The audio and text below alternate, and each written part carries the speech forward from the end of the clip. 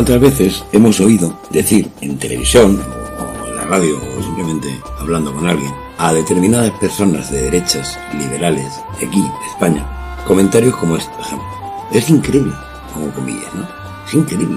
Uno cruza los Pirineos al otro lado y te encuentras con que cuando uno circula por las autopistas y por las carreteras del País Vasco francés, allí todo está escrito en francés. En los ayuntamientos, la mayor parte de los ayuntamientos ves banderas francesas, muy pocas veces te encuentras con ikurriñas, la gente habla francés encantadísima y se sienten muy franceses, qué gusto, estoy poniendo comillas. Hay que ver, parece mentira, pero allí en Francia, la zona del País Vasco francés es una zona bien integrada en la nación. Bien, vamos a cerrar ya por un momento las comillas. Bueno, pues yo reconozco, yo mismo, antes de saber lo que ahora sé, pues también en algún viaje que he hecho por esa zona, he sacado esa impresión. Bueno, lo que no sabíamos, yo por lo menos lo que no sabía, era cómo los revolucionarios franceses consiguieron, digamos, ese efecto, digamos, de homogeneidad. Y es que, claro, eso es una de las cosas que nos han ocultado el régimen actual en el que vivimos, el régimen liberal, que es el que gobierna el mundo desde la Revolución Francesa, de cuáles han sido sus métodos. ¿Cuáles han sido sus métodos? Porque, bueno, pues aquí se podrían tomar una serie de referencias y de escritos que se han hecho, que algunos investigadores se han encargado precisamente de hacerlo. Por ejemplo, cerca de 8 millones de franceses, digamos que 1 de cada 4, para los revolucionarios de aquella época, los de la liberté, égalité et fraternité o muerte, cometían un terrible delito, ¿no? El delito de no saber francés. Así era la Francia, pero revolucionaria. Era un país, como puede ser a este lado de los Pirineos, España, pues multicultural, por decirlo de alguna manera, como todos los estados antiguos. Diferentes reinos, diferentes pueblos, que convivían unidos por un ideal común, una corona común y un rey.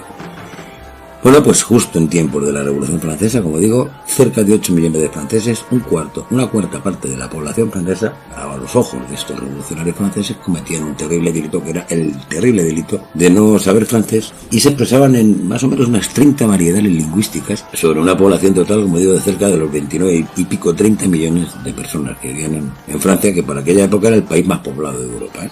Entonces, bueno, ¿qué hicieron estos revolucionarios franceses precisamente para, uniformar? Porque esa era la idea, una idea centralista en la que el nombre de la libertad, la igualdad y la fraternidad, pues la igualdad tiene que ser impuesta. Y igualdad quiere decir todos hablando el mismo idioma, todos pensando de la misma manera y todos idénticos, lo cual sobran, por lo tanto, diferentes lenguas locales de cada sitio, diferentes formas de ser, diferentes instituciones.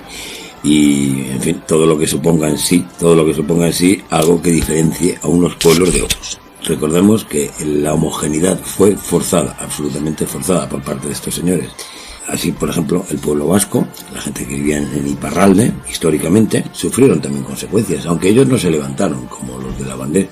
Recordemos cómo empezó todo lo de la Revolución Francesa. Aquel episodio histórico plagado de excesos, digamos, ¿no? Y de graves consecuencias posteriores, pues, bueno, recordemos cómo comenzó. Estamos en el año 1789, cuando el rey de Francia, tras más de un siglo y medio de impasse, convocaba a lo que se llamaban los estados nacionales, para discutir sobre la grave situación en la que ya vivía el estado francés. Bueno, pues con el triunfo de la Revolución Francesa el 4 de agosto de 1789, bajo la excusa de querer acabar con todo tipo, decían ellos, de privilegios, los revolucionarios franceses promulgaron una ley que, so pretexto de abolir las diferencias territoriales, el nuevo Estado centralista nacional francés, pues eliminaron los fueros que había en la Burdi, en Zuberoa y en la Baja Navarra, siendo además incluso esta última, la Baja Navarra, anexionada ya definitivamente a Francia. Bueno, pues así, de esa manera, allí en Francia, los revolucionarios franceses comenzaron el proceso de desintegración del viejo régimen foral que allí también, al otro lado de los Pirineos, había. Porque el modelo era el mismo a aquel lado de los Pirineos como a este lado de los Pirineos, porque era el viejo modelo de la Edad Media, el sistema foral que los revolucionarios franceses liberales quieren eliminar por completo, ¿no? Digamos que empezó a caminar con un modelo de organización territorial que dividía Francia no ya por criterios geográficos ni culturales, como había ocurrido hasta ese momento, sino por criterios políticos puramente revolucionarios. Así, de este modo, pues se crearon departamentos, lo que ellos llamaron departamentos. No por razones históricas o por razones culturales, sino simplemente para uniformar, para evitar el enfrentamiento, decían ellos, de los privilegios de la aristocracia. Eso era, cierro comillas, eso era exactamente lo que decía el texto. Realmente lo que buscaban no era eso, sino precisamente acabar con todos los fueros, las tradiciones, la religión cristiana y uniformar dentro de esa libertad, igualdad y fraternidad forzada, o la muerte, como bien supieron los de la bandera.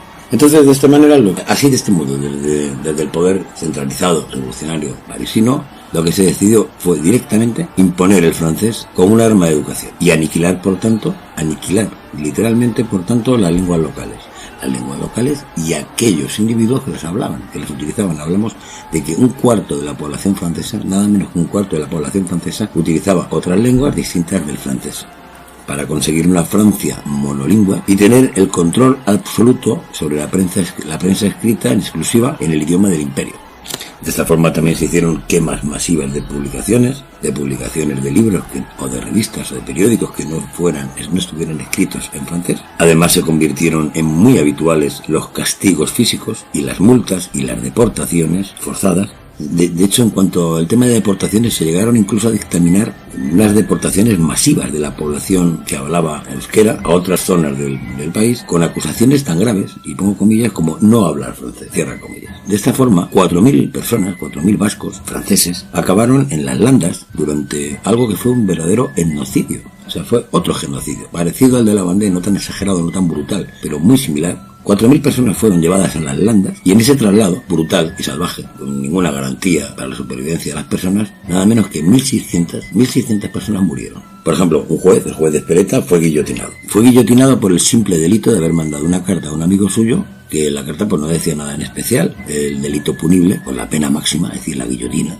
Era que la carta estaba escrita en vasco, sencillamente porque para los revolucionarios franceses el euskera había sido convertido en un idioma enemigo, digamos, de la nueva patria liberal francesa.